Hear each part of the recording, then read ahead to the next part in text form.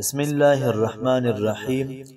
نن چې محترمو زمونږ کوم وظیفه ده د جمعې د شپې او د جمعې د ورځې وظیفه ده. د دې وظیفې محترمو دومره زور ده چې د خولې نه د کوم لفظ ووتو الله پاک به فورا د قبلوي. د چا کو څومره حاجات وي، د چا کو څومره مسایل وي، مشکلات وي، ان شاء الله العزیز په دې وظیفې په ذریعه باندې الله پاک به تمام حاجتونه دا پوره کړي.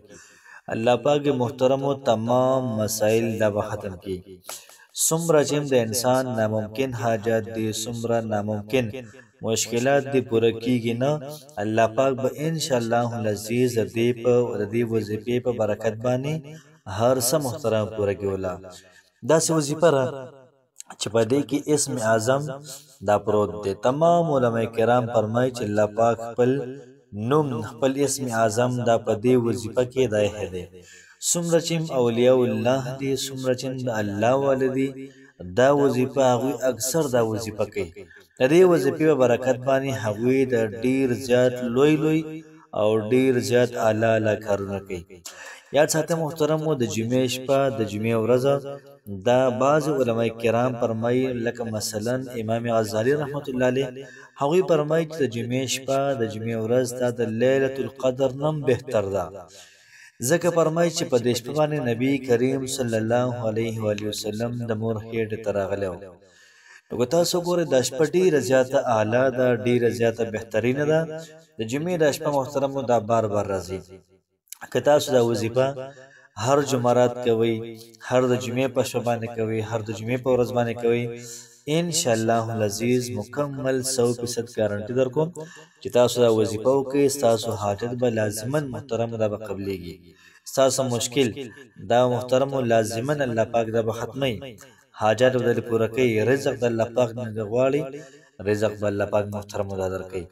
دومره ناشنا وظیفه ده چې د الله پاک کوم نیکان بندگان محترم هغوی د ازمایل ده، هغوی په دې باندې تجربه کړې دي چې په دې وظیفه کې د الله پاک نوم او اسم اعظم دا پکې دی.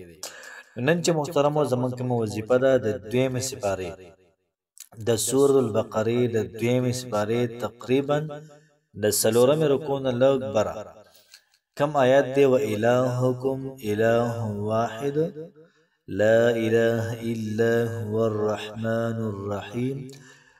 نو دې کې بعض علما کرام فرمایي چې په دې کې اسم اعظم دی. و الهکم ستاسو خدای اله واحد دا یو دی، نور چا پس مگر ستاسو خدای، ستاسو مشکل کشا، حاجت روا، ستاسو حاجت پوره کون کی، ستاسو مشکل ختمون کی، ستاسو قرض درکون کی یو خدای دی. نو چې خدای یو شو بل چا پس مگر ستاسو تمام مشکلات حل دا چا سره دی؟ الله پاک سره دی. و الهکم اله واحد ستاسو خدای یو دی، لا اله نشته د خدای الا هو غیر د الله پاک نه، الرحمن چې ډیر زیات رحمان دی. یاد ساته محترم الرحمن علم القرآن لفظ د رحمان دا تقاضا کوي چې الله پاک په دنیا کې انسان لم رزق ورکړي، کافر لم ورکړي. نو رحمان دا لفظ دا نوم دا خاص دا عام دی، رحمان دا عام دی او رحیم دا خاص دی.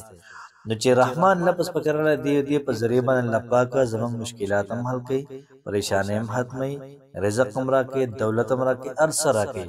او رحیم مطلب الله پاک مهربان دی، او په آخرت مهربان دی، موږ له جنت هم راکړي. دې وظیفه کې دا حیثیت شو چې الله پاک وساسو د دنیا او د آخرت تمام مسلې دا به ختم کړي. تاسو د جمعې په شپه باندې یا د جمعې په ورځ باندې 314 پیره دا وایي او بیا د هغې نه بعد دعا وکړئ.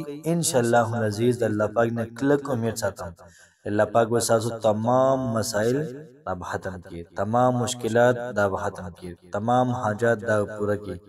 سم د الله پاک نه غواړئ ستاسو دعا به رد کېږي نه، دا به لازما قبلېږي. الله پاک مو خوشحاله آباد ساته. السلام علیکم ورحمة الله وبرکاته.